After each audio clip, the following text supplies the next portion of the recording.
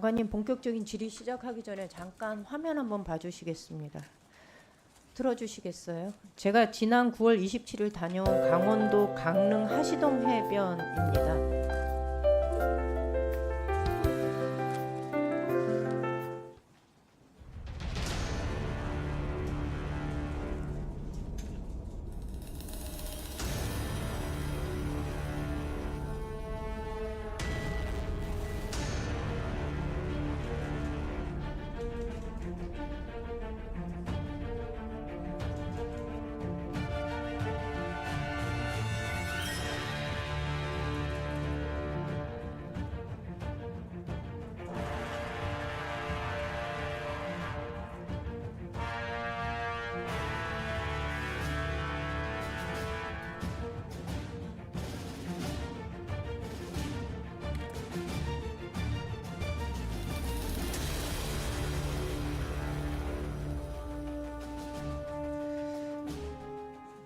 지난번에 제가 현장을 갔더니 장관님 다녀가셨었다고. 그렇습니다. 예. 가보시니까 어떻던가요? 그 여러 가지로 소외가 있었습니다. 예. 우선은 그 구조물 관리의 그 연안 침식 방지 방법을 네. 앞으로 조금 더 사전적으로 우리가 대비할 수 있는 부분으로 그러니까 가야겠다는 이게 생각을 저는 했습니다. 그 연안 침식과 관련해서는 뭐 여러 가지 전문가들의 의견이 있지만 뭐 기후 변화에 따른 침식도 있지만 제가 지금 다녀온 현장은 개발에 의한 훼손이 이루어진 거잖아요. 그다음에 2차로 이 저감 시설을 마련하겠다고 해서 만든 구조물에 의한 연안 침식도 심각하게 진행이 되고 있었는데요. 제가 이거 보면서 이게 지역에 가보니까 아닌 그 화력발전소 건설과 이 연안 침식이 굉장히 밀접한 관련이 있다라는 것이 전문가들의 의견이었습니다. 그래서 보니까 이게 도로도 다 끊겼고요. 그래서 도로를 옮겼더라고요. 뒤편으로.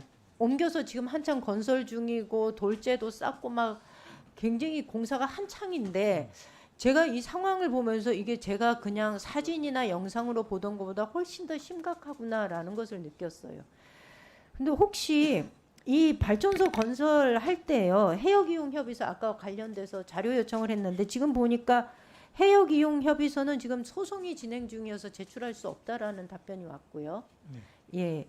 그다음에 사후 환경 영향 평가와 관련된 자료는 지금 저한테 파일로 접수가 됐는데 굉장히 많아요. 제가 여기서 본 거 궁금한 거는 이거 해역 이용 협의를 하실 때요. 환경 영향 평가 내용에 보면 수질, 악취, 온실가스, 대기, 해양 물리, 해양 수질, 해양 지질 이런 항목들은 조사가 되는데 이게 해안 침식에 관한 내용은 전혀 조사 항목에 들어가 있지 않아요. 왜 이런 거죠? 실제로 이게 해안 침식에 대한 이해가 없어서 문제가 생기지 않을 거라고 생각을 하셨던 건가요? 예, 그 지금 말씀하셨던 요소들 중에 해양 지질 분야가 있습니다. 그래서 그 지금 저질 입자들이 어떻게 움직일 건지에 대한 이제 모니터를 하는 과업은 있습니다. 예, 근데 이게 해양 지질 분야가요. 제가 쭉 봤는데 네. 말씀하신 것처럼 그렇게 해안 연안 침식과 관련된 것은 아닌 것 같아요. 네. 예, 다음 자료 한번 보여주시겠어요, 사진을? 구조물 만들었는데 저렇게 된 거예요. 저기 헤드랜드 설치하고 나서요. 주변에 모래가 쫙 빨려갔어요. 지금 테트라포트라고 써져 있는 이 부분은요. 도로하고 맞닿아 있어요. 원래 여기가 그 해변가였거든요. 근데 해변가에 모래가 모두 다 이 헤드랜드 쪽으로 빨려가면서 여기에 급하게 도로가 붕괴될까 봐 테트라포트를 쌓은 거고요. 오른쪽 편에는 그냥 해안선이 그대로 남아있는 상황이에요. 이거는 그러니까 침식 저감 시설을 설치했는데 오히려 침식이 훨씬 더 악화되는 상황인 거죠.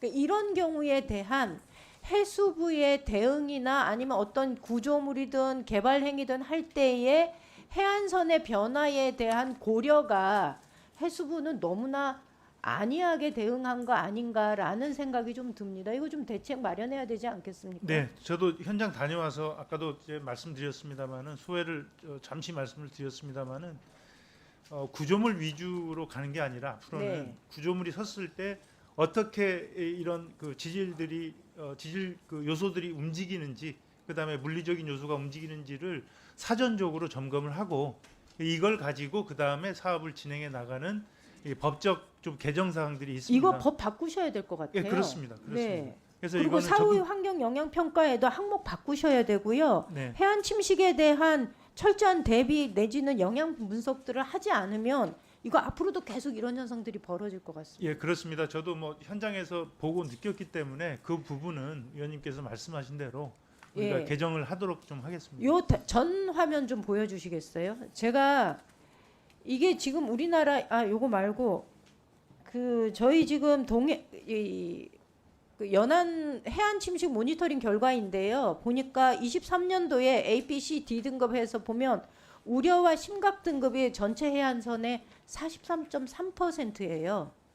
그러니까 여기가 전부 다 그럴 위험 요소들을 가지고 있다는 거거든요.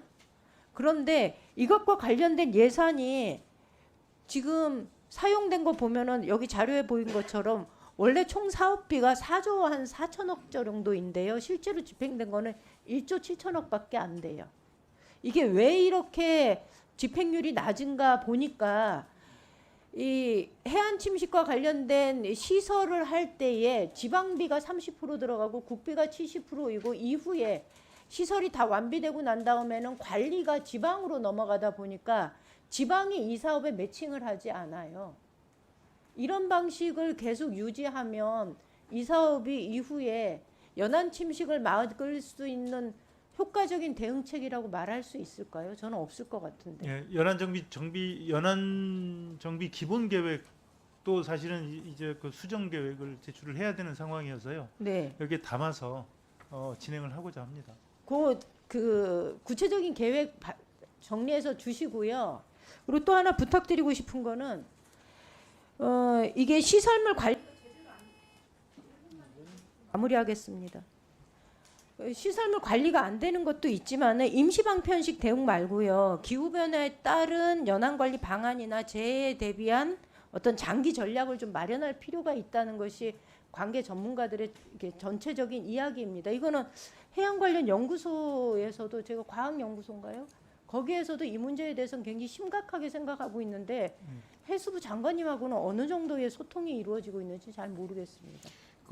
그 전부터 사실은 이 침식에 대한 부분은 제가 인지를 많이 하고 있었고요.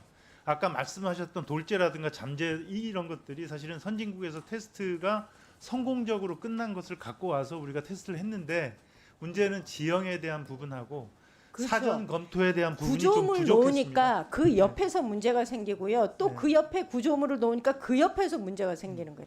모래가 쫙 빨려가요.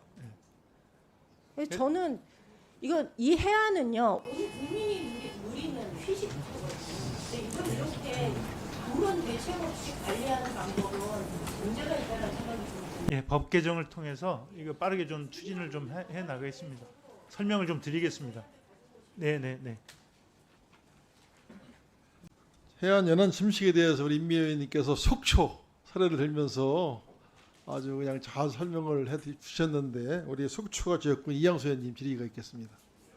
임미애 의원님의 아주 수준 높은 질의를 잘 들었습니다.